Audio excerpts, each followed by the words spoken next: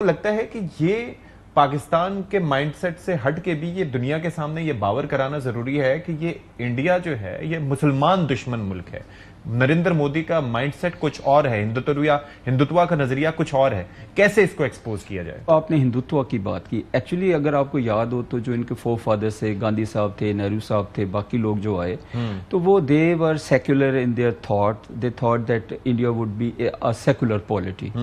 Down the line ये जब RSS का इन्फ्लुएंस बढ़ता गया बीजेपी में, तो ये एक hard liner, religiously hard liner Hindutva की जमात बन गई। और अभी उन्होंने इस कदर इसको विप अप किया कि वहां पे बहुत सारी फॉलोइंग भी आ गई। और उनका कोई भी जो स्टेटमेंट है, कोई भी जो काम है, वो मुसलमानों की दुश्मनी के रंग के बगैर आगे चलता ही नहीं चलता। अगर आप देखें तो ये जो उनकी कर्नल सोफिया हैं, उनकी अपनी आर्मी के हैं, उनके अपने रिप्रेजेंटेटिव हैं, लेकिन वो आ गई मीडिया पे और लुक एट देम के जी उस बेचारी को कितना ज्यादा उन्होंने एम्बेरस किया और रिडिक्यूल किया कि सिर्फ एक वजह से कि वो मुसलमान है। फिर पूरी दुनिया में कहते जी हम सेकुलर हैं, ये है वो है, सारे बराबर हैं। आप देखें मणिपुर में क्या हुआ, क्रिश्चियन से क्या करते हैं, सिखों के साथ क्या करते हैं, मुसलमानों की लिंचिंग हो जाती है जी कि इसने बीफ खा लिया जी। और सॉरी टू से ऐसे भी वाकयात हुए जहाँ पे लड़कियों को बहना जो है ना वो प्रेड कराया गया है कि वो जो मुसलमान है, और मुसलमानों को जबरदस्ती कह रहे हैं जी कि आप नारे बोलें, जय श्री राम बोलें, ये करें वो करें।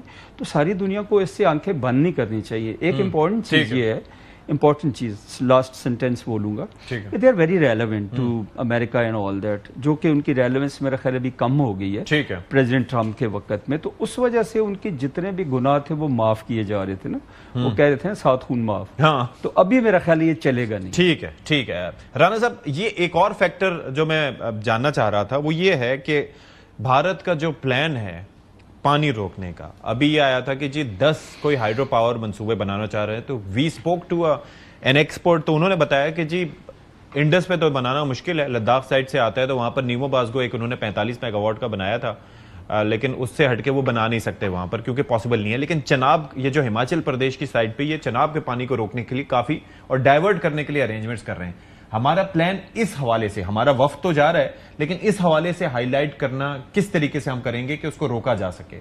ऑब्वियसली हमारा क्या स्टांस है, ब्रह्मपुत्र पे हमने इसको कहा है कि this is we will consider it as an act of war. तो हमारा स्टांस इंटरनेशनली बड़ा क्लियर है। अब हमने इसको उठाना है डिप्लोमेटिकली, हमने हर जगह पे उठाना है। अगर बायलैटरल एंगेजमेंट इंडिया से होती है, हमने उधर इसको टेकअप करना है।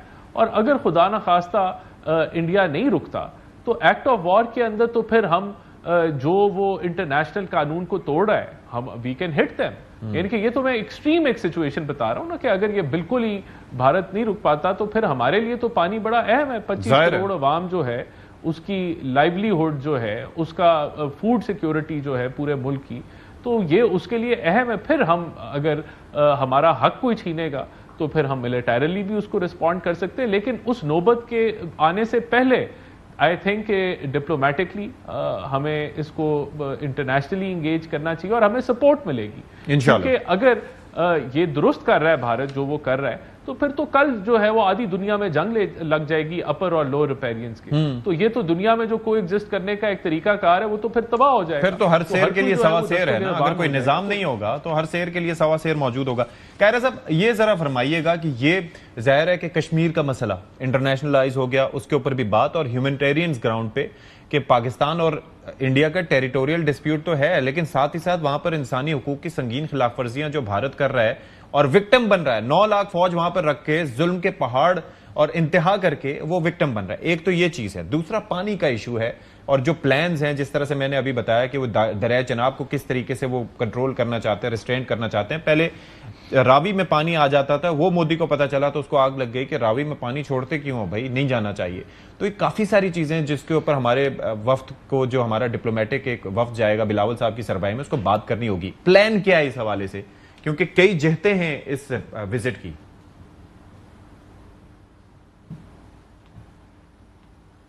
देखिए, पहली गुजारिश यह है कि ये अच्छा हुआ कि हिंदुस्तान ने, पहले भी दुनिया में हिंदुस्तान ने अपने आप को ये डिक्लेयर किया हुआ था कि हमने 350 जो 371 है उसको, उसके जरिए कश्मीर को अपना हिस्सा डिक्लेयर कर दिया है फॉर्मल। उसके डिक्लेयर कर देने से तो दुनिया ने तस्लीम नहीं किया, और अब फिर ये मामला जो है ये पाकिस्तान और हिंदुस्तान के दरमियान कजिए के तौर पर सामने है। दूसरी जो बात, और इस पर यकीनन बात होगी, पाकिस्तान का मुकदमा बड़ा सिंपल है। पाकिस्तान अपना मुकदमा दुनिया के सामने क्या रख रहा है और क्या रखना है, वो ये है कि कश्मीरियों के साथ जो वादे हिंदुस्तान के फोर फादर्स यानी पंडित जवाहरलाल नेहरू और उनके साथियों ने किए थे, उनकी हुकूमत ने किए थे कि वो प्लेबिसाइट के जरिए अपना फैसला करेंगे, वो वादे पूरे करो। वही वादे जो पंडित जवाहरलाल नेहरू खुद अपना केस लेके अक़वाम आलम में गए थे, ये पाकिस्तान लेके नहीं गया था, वो लेके गए थे, और उसके नतीजे में अक़वाम आलम ने कहा कि प्लेबिसाइट होगा और कश्मीर का फैसला होगा। हम सिर्फ ये कह रहे हैं कि हिंदुस्तानी क़यादत और अक़वाम आलम ने जो वादे किए थे कश्मीरियों से वो पूरे करें। पाकिस्तान का ये मुकदमा सारी दुनिया में बहुत पॉपुलर, बहुत मजबूत है, इसमें कोई शक नहीं है। और ये बात नहीं है कि ये बायलैटरल हो गया है, ये बाकायदा उनके एजेंडा पे, यूएन के एजेंडा पे था। ये पिछले कुछ सालों पहले भी, मुझे एग्जैक्टली साल अब याद नहीं है, लेकिन चंद साल कबल भी ये एजेंडा के आइटम के तौर पर पुट हुआ था, फिर ये डेफर हुआ। सो अनरिजॉल्व्ड इश्यूज में जरूर मौजूद है। और आखिरी गुजारिश करनी है जी कि हिंदुत्वा का शिकार हिंदुस्तान का मुसलमान भी है, हिंदुस्तान का सिख भी है, वहां का ईसाई भी है, वहां का हिंदू भी है, छोटी जाति जिनको कहते हैं अनफॉर्चुनेटली, वो हिंदू भी है और दीगर मज़ाहब के मानने वाले भी हैं। लिहाजा हमें, और हिंदुस्तान के अंदर हिंदुओं में भी बहुत सारी सेनर वाइसेस हैं, हमें जब भी हम कहें तो हमें कोशिश करनी चाहिए कि हम हिंदुस्तान को टोटलिटी में ना कहें, बल्कि हिंदुस्तान के अंदर वो इंतहा पसंद सोच जिसको रिप्रेजेंट मोदी और उसके साथी करते हैं, उसको हम कंडेम सर, मैं 4 लोगों को गिनवाता हूं, शुरू में इब्तदाइये में भी गिनवाए, राजनाथ सिंह, नरेंद्र मोदी, अमित शाह, अजीत डोवल। मैं समझता हूं कि यही हैं जो कि रिस्पॉन्सिबल हैं। थैंक यू सो मच कमर जमान कायरा साहब, बहुत शुक्रिया आपका भी, जनरल साहब भी, राना एहसान साहब आपका शुक्रिया, आप मौजूद रहे। एक ब्रेक लेंगे, ब्रेक के बाद वापस आके प्रोग्राम कंक्लूड करेंगे।